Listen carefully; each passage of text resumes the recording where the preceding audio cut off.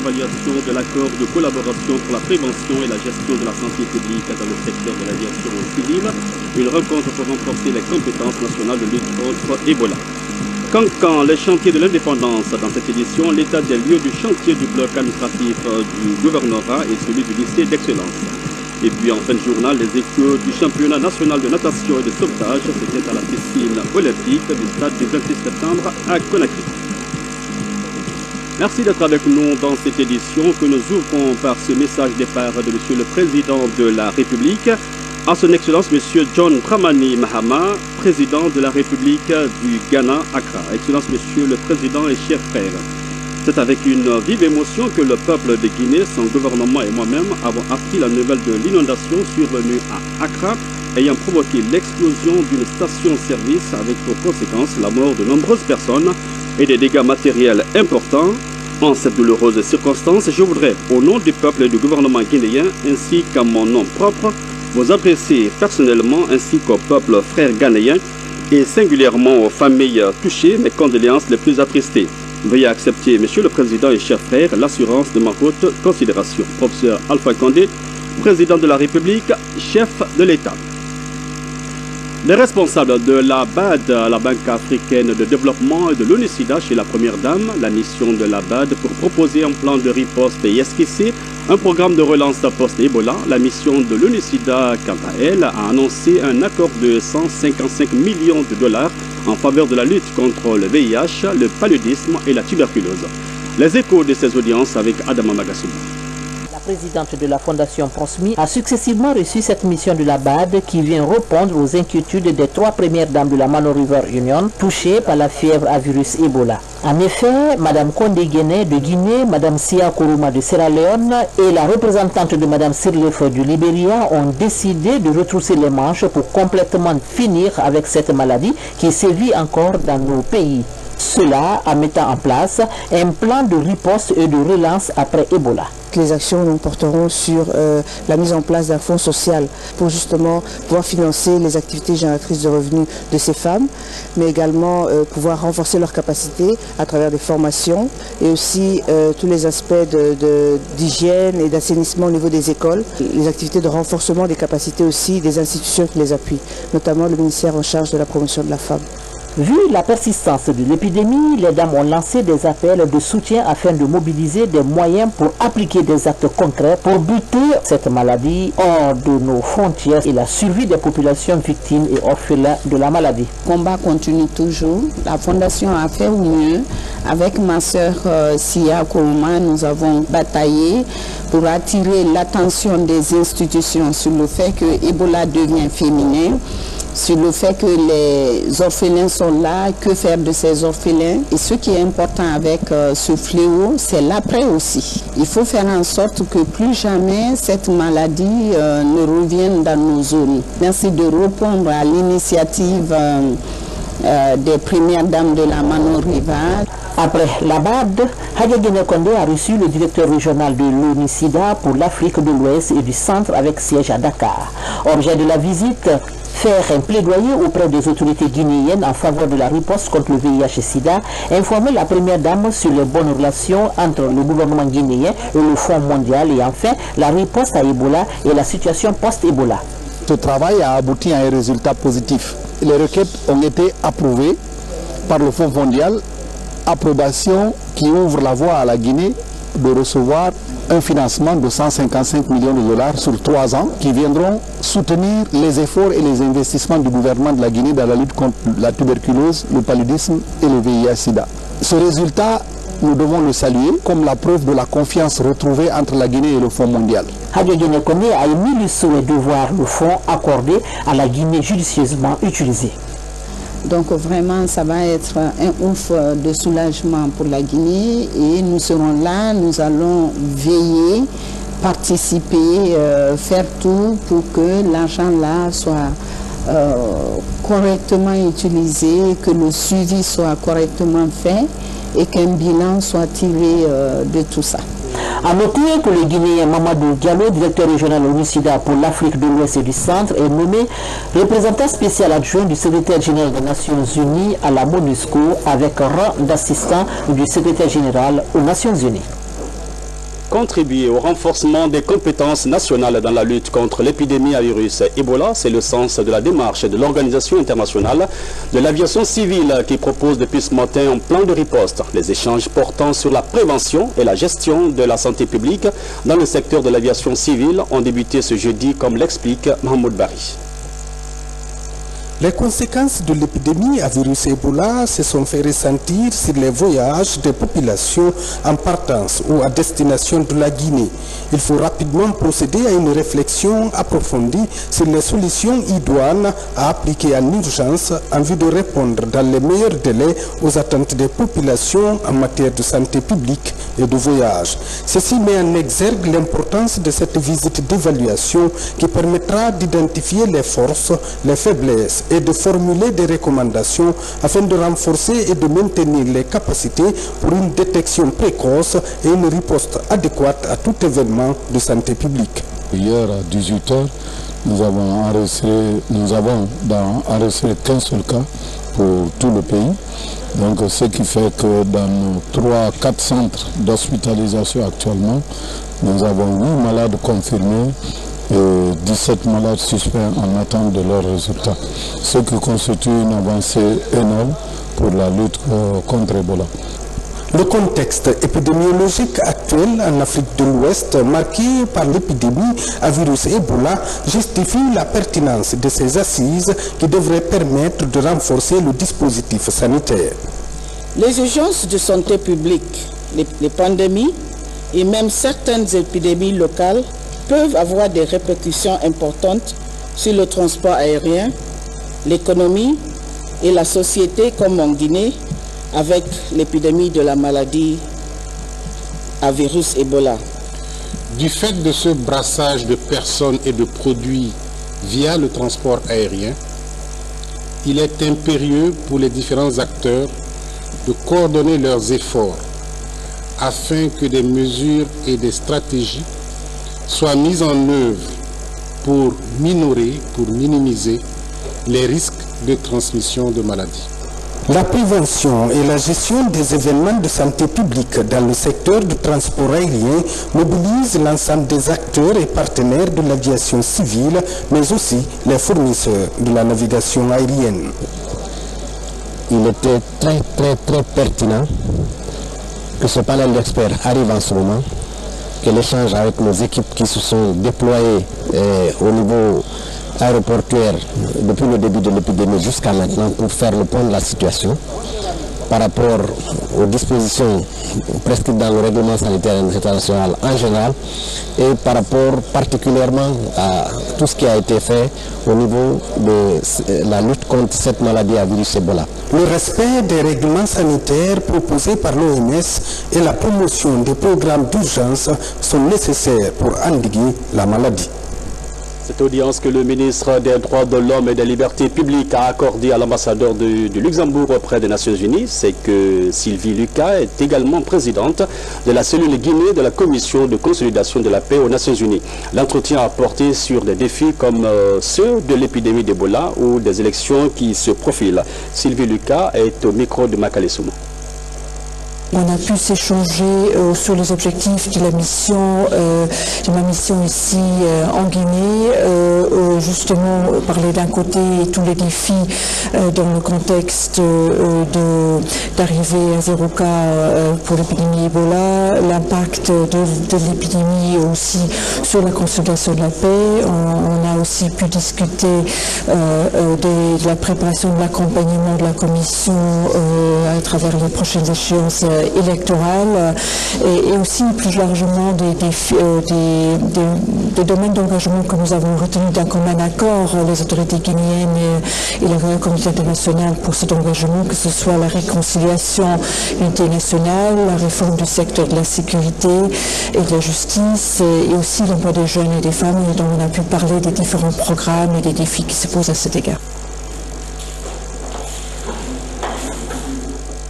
Le nouveau ministre de l'Industrie veut comprendre et évaluer le fonctionnement de nos unités industrielles. Hier, Boubacar Bari et son homologue du commerce ont visité l'usine des Moulins d'Afrique. Qu'ont-ils constaté? La réponse avec Bernard Tonguino. Installée au quartier Symphonia, dans la banlieue de Conakry, l'usine des Moulins d'Afrique est spécialisée dans la production de la farine. Le ministre de l'Industrie et celui du Commerce viennent toucher du doigt les réalités de fonctionnement de cette usine. Des installations techniques en passant par le mécanisme de production jusqu'au produit fini, tout est passé en revue. Notre objectif aujourd'hui ici, d'abord, c'est constater la capacité de production de cette unité industrielle, constater aussi la qualité des produits de cette unité et voir les possibilités d'approvisionnement du marché guinéen. Cette industrie répond à toutes les normes, et du point de vue de la qualité, et du point de vue des installations, et du point de vue de la sécurité. Donc ce que nous pouvons en tant que décideurs, c'est d'aider et promouvoir ce type d'esprit et faire de manière à ce que cet exemple soit montré pour que la plupart des investisseurs guinéens qui ont tendance à évoluer dans le secteur industriel puissent être encouragés et par rapport à la législation et par rapport à la dynamique gouvernementale à mettre en place. Les Moulins d'Afrique est l'un des fruits de la coopération guinéo-marocaine. En recevant la visite des membres du gouvernement, les responsables de cette usine s'en réjouissent. Quand on dit ministre des commerces, quand on dit ministre de l'industrie, il faut savoir qu'il y a des commerçants ou bien il y a des industriels. Maintenant, s'ils viennent nous soutenir dans notre action, vraiment ce n'est pas à quoi dire. Les mots me manquent aujourd'hui. Le professeur Alpha Condé, quand il est venu, il avait une politique. Et la politique, c'est de consommer ce qu'on produit localement. Donc le PDG du groupe Sonoco a compris cette politique et il veut accompagner cette politique. Réparti satisfait de cette visite, la délégation ministérielle s'engage à encourager la promotion du secteur privé pour l'implantation de nouvelles usines à travers le pays. Coup de pioche, de pelle et vrombissement de machines, c'est désormais le quotidien des Cancanais. Des chantiers qui poussent à l'image du bloc administratif du gouvernorat et du lycée d'excellence. C'est dans le cadre de la construction de nouvelles infrastructures que doit afficher le 57e anniversaire de l'indépendance nationale. Mohamed Lamine Camara. Mois après le lancement des travaux des infrastructures à Cancan, c'est la course contre la montre. Les entreprises engagées dans le projet sont à pied d'œuvre pour être dans le délai contractuel. Aujourd'hui à Cancan, les édifices publics poussent comme des champignons. C'est le cas du lycée d'excellence et du bloc administratif du gouvernorat. Les travaux de ces infrastructures sont quasiment à 50% d'exécution par la Société Générale Fela Sogefel. Avec l'évolution des chantiers, nous sommes engagés à travailler dans le règle de l'art, tout comme à Boké, à Zérékouré et à Mamou. Nous comptons rendre le chantier plus tard la fin du mois d'août. Au-delà de l'expertise locale, la Sogefel travaille en partenariat avec des experts roumains. Ingénieurs et ouvriers s'activent pour l'échafaudage du bâtiment principal et la construction des charpentes sur des bâtiments annexes.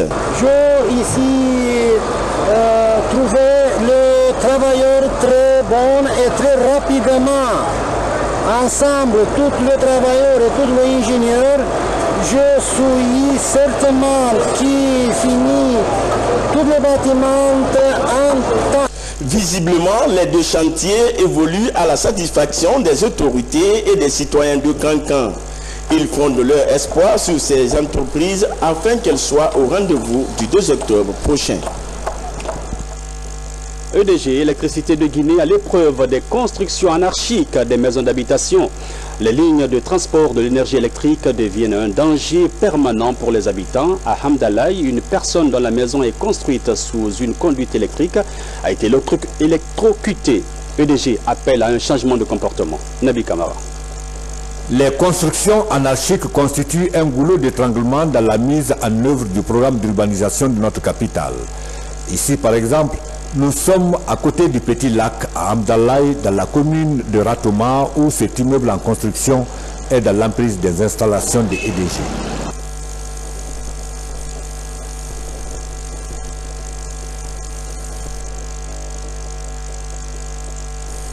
Il y a eu mort d'homme. Le poteau se trouve à quelques microns du bâtiment.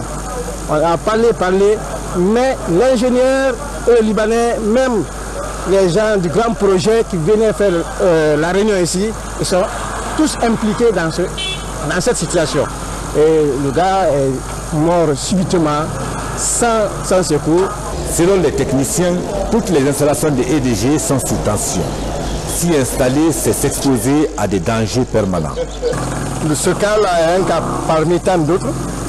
C'est un fonctionnaire qui a construit ça. Le danger d'abord. Il y a le câble 70 la ligne magistrale qui est posé sur le toit. Quelle est la première conséquence? Avec le soleil, le caoutchouc va se dilater et ce sera en contact avec la tôle. Ça, c'est 380 volts. Mais au-dessus, il y a 20 000 volts. Tout le monde sait ce que ça fait. Le courant de la maison, 220 volts, c'est en train de tuer. Ici, il y a 20 000 volts. Donc, il a construit sous les deux câbles. On a tout fait, impossible de l'arrêter. C'est autant dire que le respect des normes et la place des constructions est une exigence pour avoir une ville moderne. Le ministre ou la ministre de l'Environnement sillonne le pays et encourage la population à reboiser. Dame Nature nous a donné un beau pays. La Guinée sera encore plus belle si chacun un jour plantait un arbre. Le message semble avoir été entendu à Gawal où Hadja Kadiatou Ndiaye a donné le ton. Habib Cham, Lamine Camara, compte rendu. Nous sommes à Sinthiou, à la rentrée de la préfecture de Gawal. Sous ce pont, il n'y a plus une seule goutte d'eau, ce qui témoigne des réalités du changement climatique dans cette partie de la Guinée. À Gawal, la filière bois est également consciente de la montée du réchauffement climatique. Dans le secteur de Gadakodi, à Koumbia, un grand domaine est aménagé pour le reboisement. Sous la supervision des autorités de l'environnement, le site reçoit ses premiers plans. Ça, c'est pour vraiment faire un reboisement pour qu'il y ait plusieurs forêts, pour que nous soyons épargnés de ce mauvais climat. Nous allons lever des défis, c'est-à-dire en protégeant les têtes de source et améliorer les conditions, c'est-à-dire en sensibilisant les gens dans le cadre des défrichements anarchiques. Parce que c'est ce qui fait le défaut surtout. Les gens se défrichent n'importe quoi, ils ne connaissent pas ce qu'ils doivent faire, ils font ce qu'ils veulent. Donc il n'y a pas de sensibilisation des gens. C'est ça le problème. Plus loin, nous allons à la découverte de cet autre site dans le secteur de Bandiagara. Là est prévue une forêt communautaire. On a eu la chance de négocier avec les propriétaires terriens d'ici, les locaux, qui ont accepté volontiers de céder le site. Et je vous parie que c'est un site qui avoisine les 50 hectares sur lequel nous avons envisagé des types d'interventions appropriées qui ne détruisent pas la végétation naturelle, à travers laquelle on enrichit petit à petit avec des espèces de valeurs. Le premier site que nous avons visité, c'est un site qui est dénudé, que nous voulons vraiment restaurer. Ce qui est contraire à ce site-là où nous sommes, parce que ici c'est plus ou moins boisé. Ce site aussi servira de forêt communautaire comme je l'ai souhaité, parce que les populations ne peuvent pas rester sans forêt communautaire là où elles vont prélever les bois de chauffe, les bois d'œuvre. Dernière étape de cette campagne, Koundara où se tient la journée mondiale de l'environnement ce vendredi. L'occasion d'un véritable plaidoyer, objectif, inciter l'ensemble des acteurs au reboisement pour la préservation de notre écosystème. Des efforts de reboisement qui se situent dans le cadre de la Journée mondiale de l'environnement que la communauté internationale célèbre demain. Une occasion que la ministre de l'Environnement met à profit pour, entre autres, lancer un appel à la construction d'espaces verts à Conakry et dans les autres régions du pays. Les précisions avec Mamadou Saliouba, rendu au studio par Bernard Tonguino. Réchauffement climatique, avancée du désert, montée de la mer, autant de phénomènes climatiques causés par l'activité humaine sur la Terre. Pour faire face à ces fléaux, l'humanité célèbre le 5 juin de chaque année la Journée mondiale de l'environnement. Une occasion pour interpeller les hommes à changer de rapport avec la nature. L'objectif visé par cette journée est d'attirer l'attention de la communauté internationale sur l'importance de l'environnement, de susciter l'intérêt de la classe politique et le désir d'agir. Elle est mise à profit pour informer et sensibiliser les acteurs du développement que sont les citoyens afin qu'ils comprennent que leur participation active et effective à la gestion durable de l'environnement est essentielle et qu'ils doivent de ce fait changer favorablement leurs comportements et attitudes à l'égard des questions environnementales. Des villes vertes, un plan pour la planète, c'est le thème retenu cette année par le programme des Nations Unies pour l'environnement. Un thème qui interpelle les décideurs à créer et promouvoir des espaces verts en milieu urbain. En Guinée, la protection de l'environnement est l'une des principales missions du gouvernement de la Troisième République.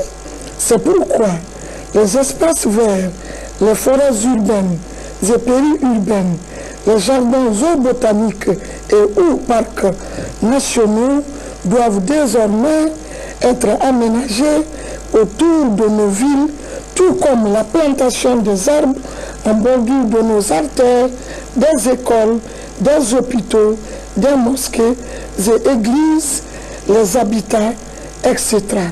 doivent être la préoccupation des décideurs et de chaque citoyen. Pour mettre en pratique cet état de fait, mon département est en train de développer un projet de création d'un jardin zoobotanique dans la commune urbaine de Dobreka, voire dans les régions naturelles de notre pays. La Journée mondiale de l'environnement a été instituée en 1972 à l'occasion de la conférence de Stockholm. C'est l'occasion de poser des questions essentielles sur la protection de l'environnement. La célébration de ce 43e anniversaire intervient à 6 mois de la conférence mondiale sur le climat à Paris. Le mois de juin en Guinée, c'est le mois de l'enfant et dès le début de ce mois, la Chine apporte son soutien à la petite enfance. Cela à travers des fournitures scolaires et des tables bancs pour les élèves de l'école élémentaire de Kenende dans la préfecture de Dubreka. C'est un geste de la communauté chinoise vivant en Guinée. Le geste se situe dans le cadre du projet d'appui aux élèves et étudiants africains. Le commentaire de Falilou Diallo. À l'occasion du mois de l'enfant, la coopération chinoise entend accompagner les tout-petits en Guinée. D'où cette initiative des partenaires chinois d'appuyer les élèves de l'école élémentaire de Kenende. Et cela à travers cette cérémonie de remise de fournitures scolaires et de tables bancs aux élèves de cet établissement.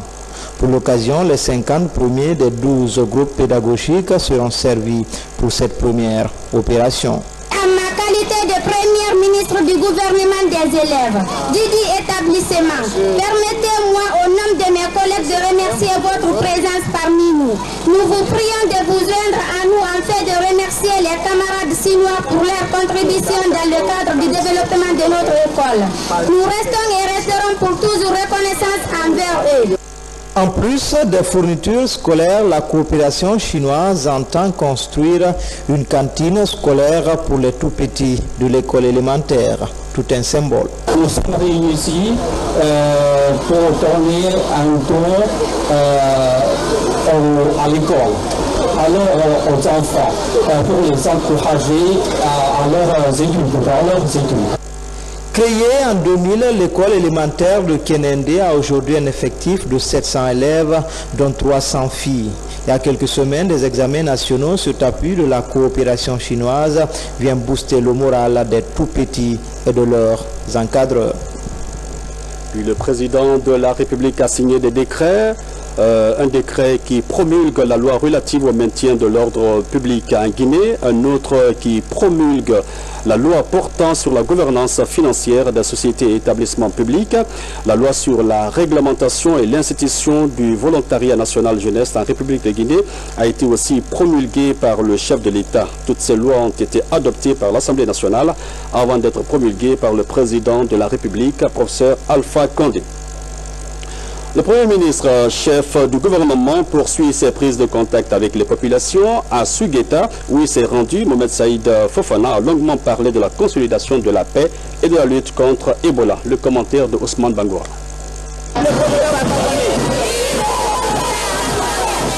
Dans cette tournée de sensibilisation et d'information initiée par le gouvernement, la commune rurale de Kolantin, située à 37 km de Kindiaville, aura été pour la délégation du Premier ministre Fofana une autre étape importante. Ici, dans cette localité, La population est résolument rassurée de l'avancée du projet de société du chef de l'État. L'installation du PA militaire à Kolantin a eu un impact positif dans la lutte contre les coupeurs de route.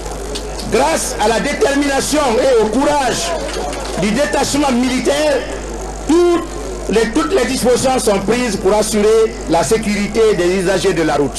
La CER de Kolantin a connu beaucoup de progrès, dont entre autres la construction et l'équipement de 18 salles de classe, d'un centre culturel pour la jeunesse, la réparation de 15 forages sur 53 existants, la rénovation d'un poste de santé à Missidé.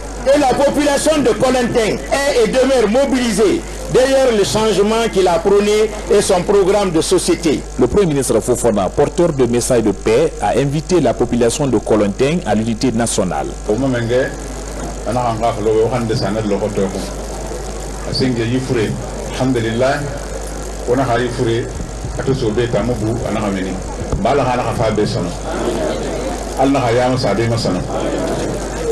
kono mudam manama parce que pour nara khasiga aman no mo fade wa mema dedin dia wala ñom few ma man nabu aman sa woni keli ba tam ma wara nanti may do ta wala ko yakeli ba nanan neki jandi o man xameni o haw ñoo sa wonje ta xon o na ñoo sa o ma demba yo xon o na ñoo sa o ma ta xon bala khala khafima anna no mani anu o man gatun khafuru ndi famene danna o bien fa xena ti danna xalo fa la o kana xe wona woyete samri sago ne re won malife pour ne ki amre fa me ban na fala be fo tan wa ho mari fa khita tan kan labdani amu se no mira on a raté tan kan ni se fa mane dans la plupart des mal ha won tan kan tan ha won hanna kon ne se se mukel mo yum fa ma go fotul mo goro hoy na re tuli balang rek ben afu ra fure ma khane yandi wona hanala ba o may ma me ban na fala won be o mubile manama anum ma inga kere inda sakele dende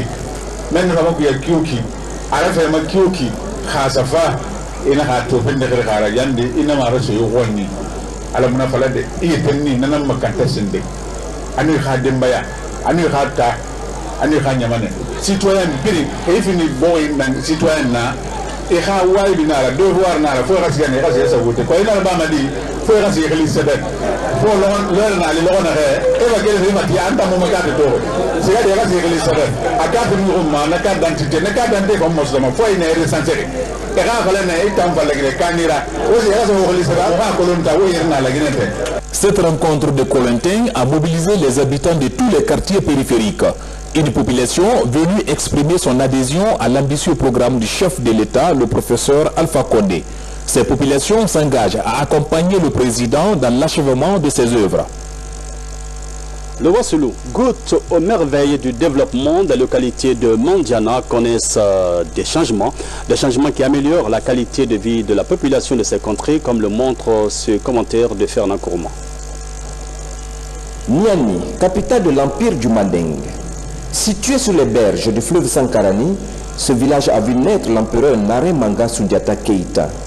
C'est aussi le berceau de la charte de Kourkanfouka, une charte qui constitue le fondement de la démocratie en Afrique médiévale. Niani est le symbole de l'authenticité africaine. Il demeure à ce jour un centre de brassage civilisationnel ouest-africain.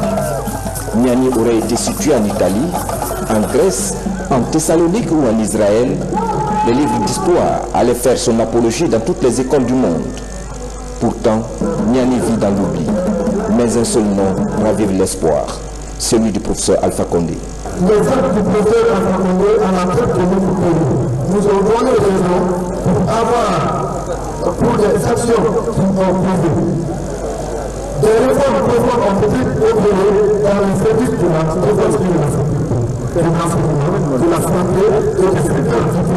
Pour certains membres de la caravane de sensibilisation, les villages ont unanimement exprimé leur confiance au chef de l'État. Toute la population de Mandiana est fière et vraiment heureux de tout ce qu'aujourd'hui le professeur a fait pour nous. Et je crois que c'est ce que nous, vraiment, on souhaitait. Ça fait seulement 4 ans avec toutes ces difficultés qu'on a traversées. Il a fait beaucoup de choses. C'est à son temps et on voit que partout le président est en train de s'investir. Rassuré par la mobilisation des populations, Colonel Toumani Sangaré se dit satisfait d'une mission bien accomplie. Partout où nous sommes passés, nous nous sommes rendus compte que les parents conservent encore les traditions. Ils ont beaucoup plus de considération pour le social. Ils sont aussi conscients du programme de développement du président de la République, le professeur Alpha Condé. Ils ont reconnu les bienfaits de cet homme. Et partout où nous passons, ils disent que le président a réussi à supprimer l'impôt. Il a également réussi à supprimer des frais pour les césariennes. Il a réussi à donner aux agriculteurs les intrants qu'il faut pour cultiver. Et je pars très rassuré. Cette dernière étape de Niani montre jusqu'où porte le soutien d'un peuple à son président. Afrique ancestrale, ou comme si un film sur le Mandé médiéval nous était projeté, c'est du moins la sensation qu'ont ressenti ceux qui ont assisté à la fête de la mare de Nantamba dans le Kumana. 3 jours de fête, de retrouvailles et de promesses de revenir l'année prochaine. N'est-ce pas, Yaya Silla? Nous sommes à Kumana, l'une des communes rurales de la préfecture de Kouroussa. Depuis certains ans, la mare de Nantamba est l'objet de grandioses manifestations de réjouissance et de rituels. Les participants venus de toute la Guinée, de la Côte d'Ivoire, du Sénégal et du Mali ont assisté à plusieurs spectacles de danse de Dundumba et de Soumou. La mare, la profondeur est en train de diminuer.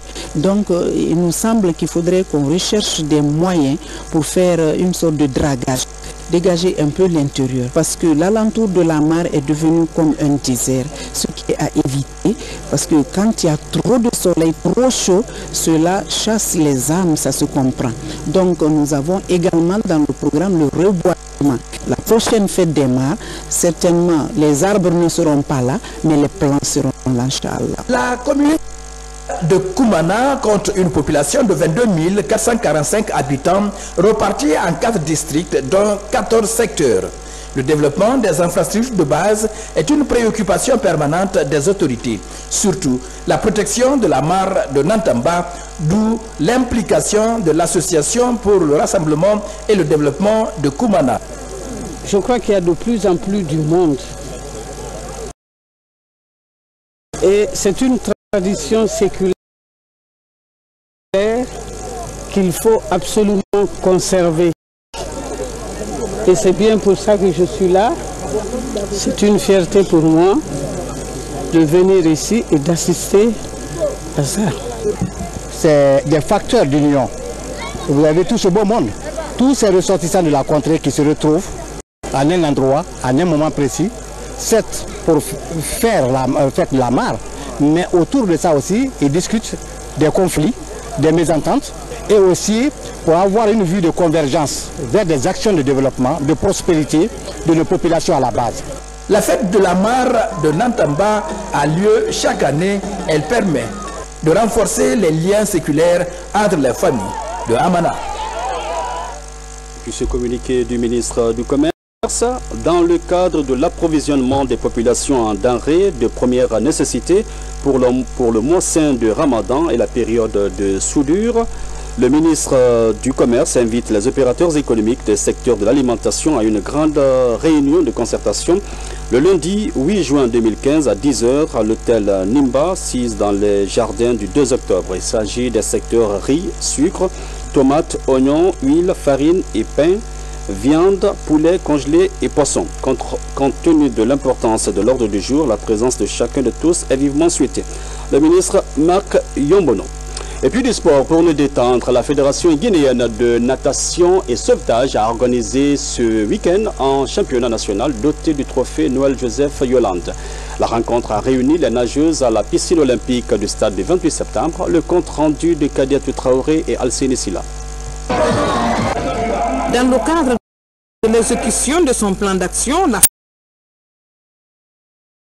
Fédération guinéenne de natation a organisé ce week-end son championnat national à la piscine olympique de Dixine. Plus d'une soixantaine de nageurs ont pris part à cette compétition, dont 22 filles. C'est le championnat national, cette fois-ci doté du trophée de Madame Yolande Joseph Noël, qui est une ancienne présidente de cette dite fédération. Les athlètes de Fria Conakry, mais aussi ceux de l'école française, ont allié vitesse et adresse dans 17 séries, dont entre autres celle des minimes, des juniors, mais aussi celle des amateurs, histoire de vulgariser cette discipline au niveau des tout-petits. Vous aurez toutes les disciplines, à savoir la brasse, le crawl ou nage libre, le dos crawlé et le dauphin en différentes séries, que ce soit en 50, en 100, en 200 mètres. Vous aurez l'occasion même de découvrir le relais, c'est-à-dire les 4x4 nages. Le problème épineux de cette fédération aujourd'hui est celui de la piscine olympique qui a été privatisée au détriment de nos nageurs. Voilà, madame, messieurs, cet élément de sport met fin à cette édition que nous avons eu le privilège de vous servir. Merci de votre obligeante attention. Passez d'excellents moments en compagnie des programmes de la télévision nationale. Bonsoir.